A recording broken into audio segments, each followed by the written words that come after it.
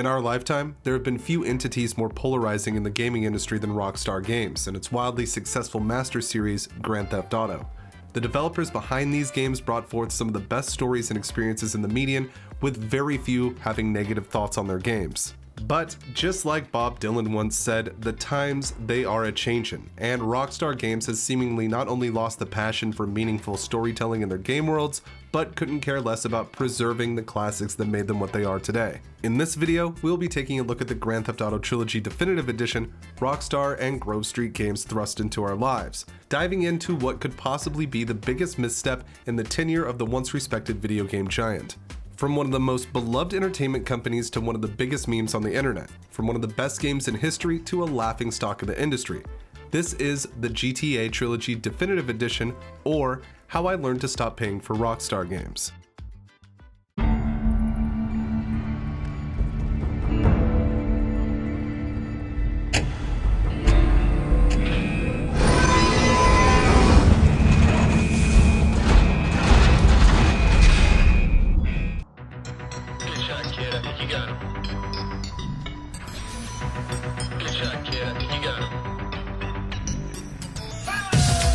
Let's begin with a bit of a self-reflection, some history I have with the game series to show a bit of context and to build my street cred with the viewers before we get into the full swing of things. Like many of you, I first played Grand Theft Auto when I was far too young to, by usual standards. I was around 11 or 12 when I first played the top-down classics because a friend brought them over during a sleepover. Back then, in the late 90s, it wasn't the story, the violence, or the wanton use of derogatory language that spoke to me. Those things were fun. I hadn't seen a game as crude as GTA until that point, but I also hadn't really seen anything that offered so much freedom. Most of the time in those days, my group of friends and I would take turns driving normal in Grand Theft Auto, following what we perceived as the street laws until things eventually would get out of hand and the more nefarious side of the game would show up. Something some viewers may not understand is that we really didn't have games like GTA back then in a very fundamental way. You either had action-adventure games or you had car games, and very rarely did they mix. You may have a video game that features a car level. This usually had the player stuck in a vehicle the entire time and wasn't exactly a mix of the two. Grand Theft Auto changed that, and it's really hard to express how important that was at the time. The mere fact that you could get out of your car and roam around on foot, and even go find another vehicle if you wanted to. That kind of freedom was intoxicating in the late 90s, and it really made GTA stand out above most other games that were on the original PlayStation. Once Grand Theft Auto made the leap to 3D with GTA 3 on PlayStation 2, it was GG. But I'll refrain from speaking too much on the original versions of the games in this video. Not only do they deserve a complete video essay of their own, but they have become some of my favorite games of all time. This video assumes you know the cultural significance of these GTA titles and what they mean to most people as a whole. Knowing these things, we can jump into talking about one of the most disrespectful releases in video game history, GTA the Trilogy Definitive Edition. You have likely seen reports on this disaster already, so you are probably coming in with a bit of knowledge. You have heard it was a shit remaster with nary a care for the fans or the game series itself. You may be wondering, how on earth does Rockstar, a company known for some of the best stories and most immersive game worlds in the games industry, end up in the position we see them in now? And it isn't actually that complicated to put together. One of the most glaring issues and a giant red flag from the start is Rockstar going with Grove Street Games, formerly War Drum Studios, for this hat trick of fuckery. For those of you not in the know, War Drum Studios was responsible for the lackluster remaster of San Andreas for the Xbox 360 years ago. War Drum made a mobile version of San Andreas, and when tasked to remaster the game for consoles, pretty much directly ported a mobile game to the Xbox 360 with little care or human interaction involved in the creation process. The result was the absolute worst version of a Grand Theft Auto game to date. The San Andreas remaster was missing songs, that is if the radio worked right, as most of the time songs would cut off after about 30 seconds and start a new track, which was very noticeable.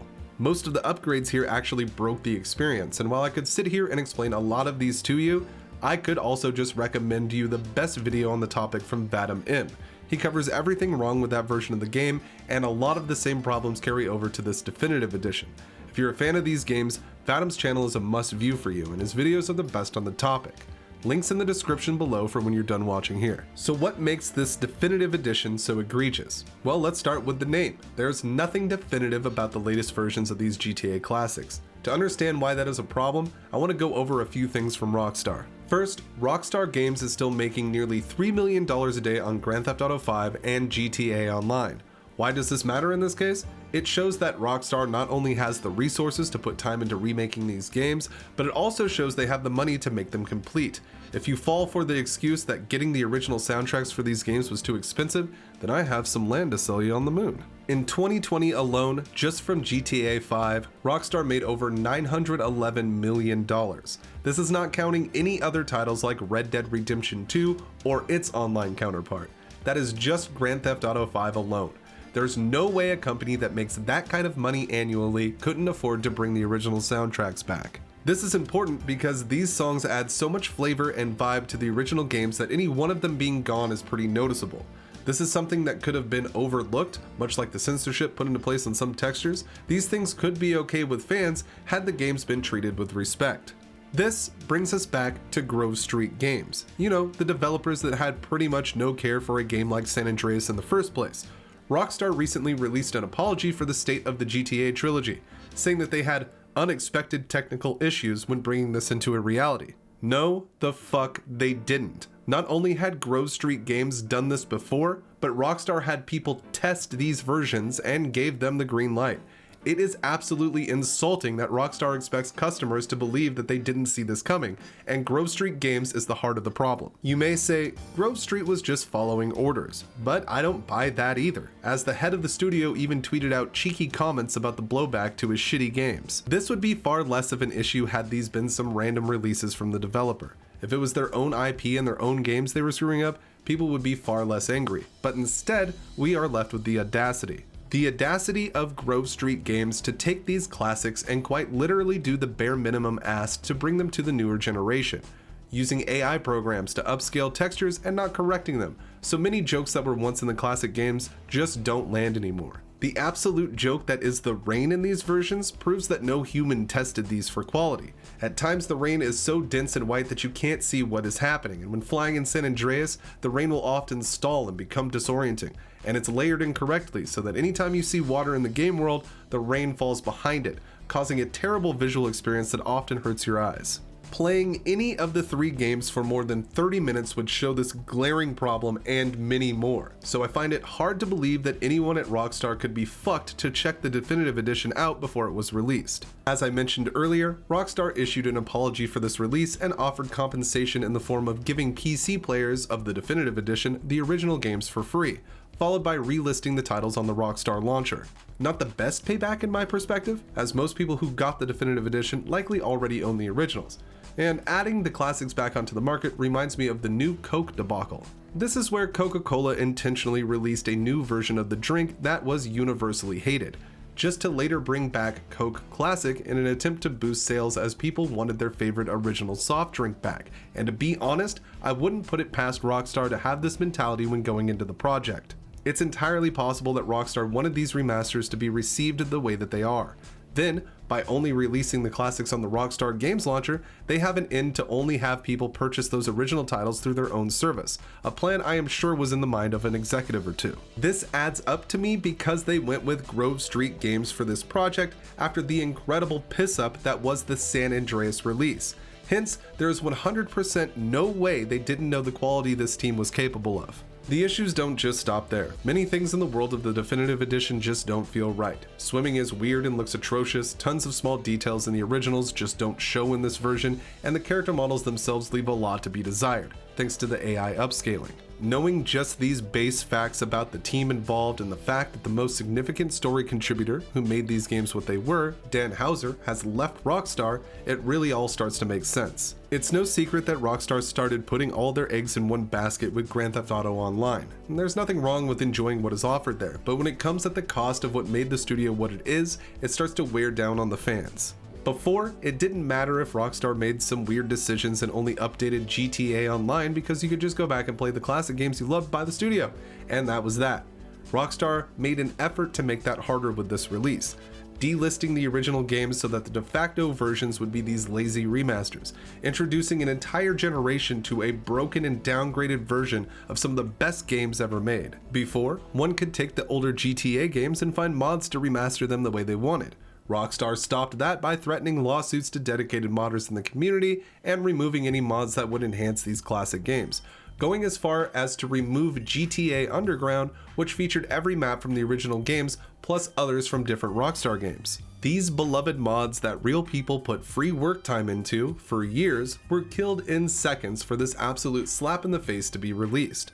That is not normal behavior, and it's simply egregious on Rockstar's end. I said before this was released that if Rockstar really removed the original versions of these games to bring us a broken, shitty AI upscaled, Grove Street Games lazy rendition, not the complete soundtrack, and have the audacity to call it the definitive edition, I swear it, man, I will never buy their shit again. And I mean it. At the time of this recording, I've purchased every Rockstar game on every platform I have ever owned, starting with the original PlayStation and ending here with the Xbox Series X. I have spent over $1,000 on Grand Theft Auto Online, the same with Red Dead Redemption 2 Online, and I just won't do it anymore. This release was one of the most disrespectful events I've ever witnessed, and it won't be lost on me. Don't get me wrong, I will continue to enjoy the classic games this studio has brought us. Red Dead Redemption 2 is one of, if not the best game ever created to date. These games will always be great, and I love them. But I don't plan on paying another penny to Rockstar after this, and I'm sure if I feel this way, many others do as well. Keep in mind, Rockstar has put out at least one big update to these titles at the time of this recording, with San Andreas getting a nearly 6 GB update alone. The first note being a fix to the rain.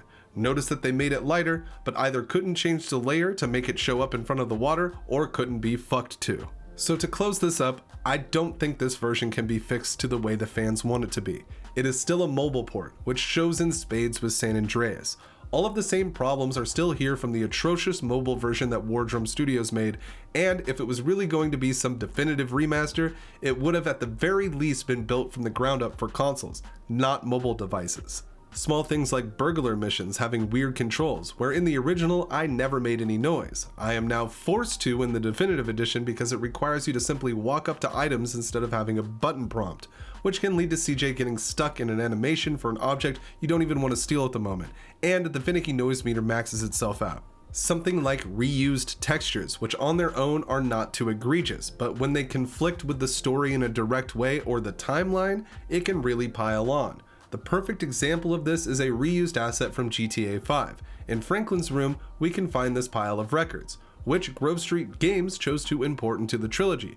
The only problem is they didn't care where they put them. So you can find these albums in the 80s at the North Point Mall in Vice City. Still, even worse, you can discover OG Loke's album inside Mad Dog's house during the mission where you are literally stealing the rhymes to have said album made. No attention to detail. Down to not being able to control the camera when flying because it's formatted for mobile phones, and the game just can't process that you would have the ability to swing the camera around while flying. Doesn't matter anyway, as when you are in the air, immersion breaks as you can see the whole world map with no smog or fog filters, and you can see the edge of the ocean with a hard wall in the water.